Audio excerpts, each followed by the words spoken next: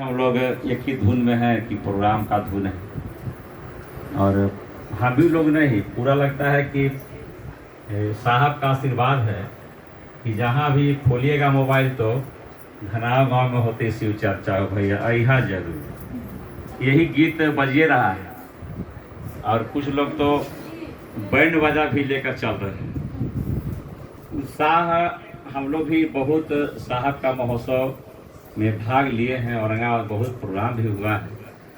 लोग इतना उत्साहित है हर गांव से कि हम लोग का देन नहीं है, कि किसी और का है जिसका मूल में नाम है साहब और दीदी है।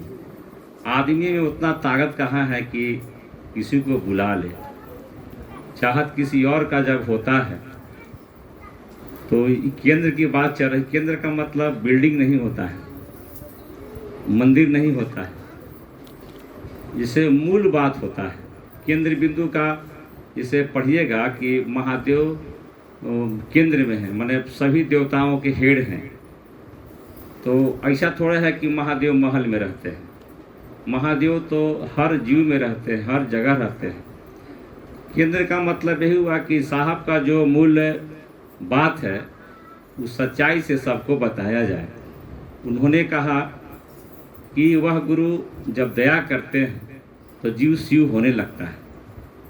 वह गुरु जब दया करेगा तो धन के पीछे नहीं आदमी दौड़ता है।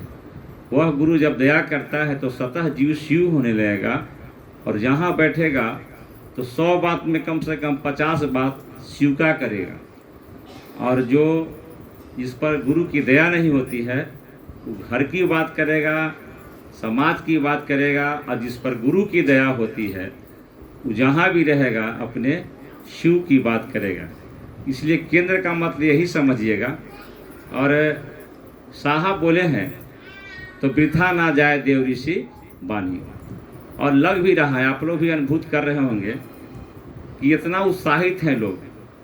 पूरा छत्तीसगढ़, दिल्ली, उड़ीसा, जहाँ जहाँ से, चाहे औरंगाबाद के हर कोना से लोग, गया से भी लोग डाल रहे हैं, अरवल से भी डाल रहे हैं, जहानाबाद में कल गए थे वहाँ से भी लोग उत्साहित हैं।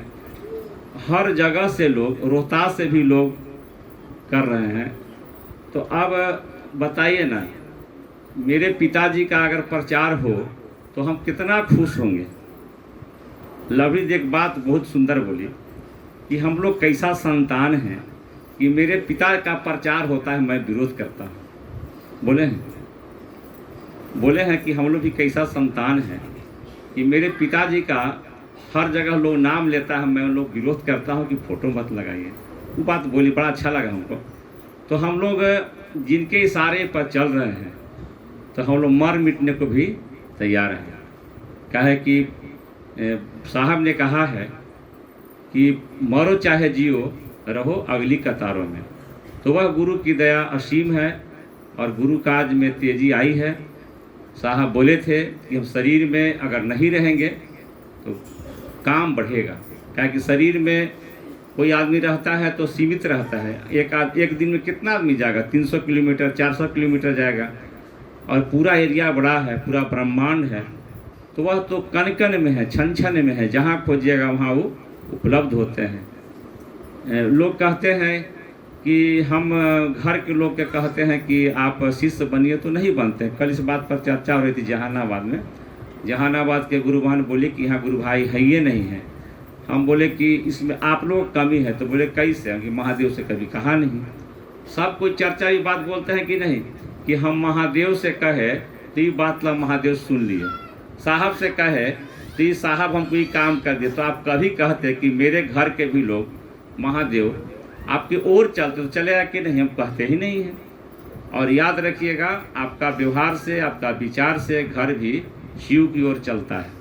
और आप गुरु बहन हैं तो कम से कम इतना जरूर कीजिए कि अपने घर को भी लोग को चलाने का प्रयास कीजिए। बहुत बढ़िया काम है। और वैसे मैं कुछ बोल नहीं सकता हूँ, लेकिन अभी जो समय बहुत ख़राब चल रहा है, आदमी सुने होंगे कि रोड पर गया बेचारा, गाड़ी मारा चला गया।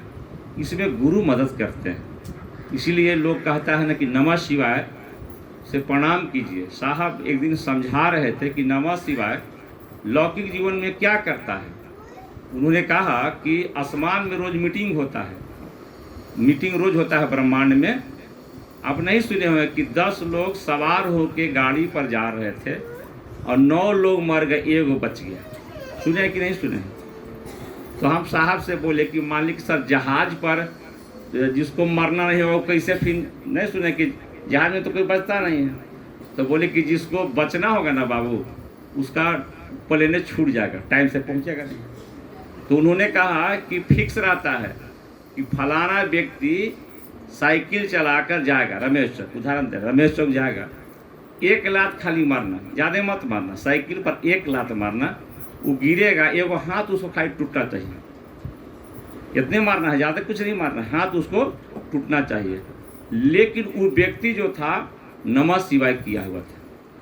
इसीलिए ध्यान देखिए, 1 दीवारात्रि लिखे हैं कि लिखने का कारण है कि 1 दीवार 24 घंटा में 1 बार है। तो एक बार जब कर लीजिएगा ना प्रणाम 108 बार, तो घूम ही रहता है, 24 घंटा तो चलते रहेगा। जैसे हम लोग खाना खा लेते हैं तो 8 घंटा 6 घंटा चलता है ना, तो उसी प्रकार नमः शिवाय चलते रहता। तो मारने वाला आसमान के लोग आएगा तो वो आपको देखेगा कि तो पूरा नमः शिवाय से घिरा हुआ है, तो प्रणाम करेगा, लौट जाएगा। तो लोग पूछेगा आसमान से काहे नहीं मारा, तो कैसे मारे, वो तो शिव को प्रणाम कर रहा था। वही नमः शिवाय आपके लौकिक जीवन में काम करता है, और नमः शिवाय शिव का शिष्य बनाता है। दूसरा काम हम लोग का है कि दूसरे को समझाते रहिए। इसमें थोड़ा कमी आ गई है, समझाने में लोगों में कमी आ गई, महसूस हम भी करते हैं, लेकिन कमी मत लाइन दीजिए। कमी को हम यही बोलेंगे कि थोड़ा ऐसा काम कीजिए महादेव का कि जगत को छूटे तो छूटे, महादेव नहीं छूटे। साहब ने बोला कि महादेव छूट जाएंगे तो गड़बड़ा जाइएगा, है ना, कि सारी दुनिया रूठ जाए तो कोई गम नहीं, महादेव नहीं रूठे। इसके लिए हम लोग शिष्य बने हैं कि काम को करेंगे। और कल मेरे गांव में एक बैठक भी रखा गया है, बड़ा प्रोग्राम तो बहुत बड़ा है, सबके मन से होना चाहिए। आप लोग से भी हम बोलेंगे कि महादेव साहब से बोलिए कि कार्यक्रम बढ़िया हो। इसका संबंध किससे होता है पता नहीं चलता है, सुनते हैं सारे लोग का मनसा अगर अच्छा हो तो अच्छा प्रोग्राम भी होता है। और भाई ऐसे तो अप्रैल महीना है, पानी उनी अभी देखिए रहे पड़ रहा है, लेकिन वो दिन ठीक रहेगा।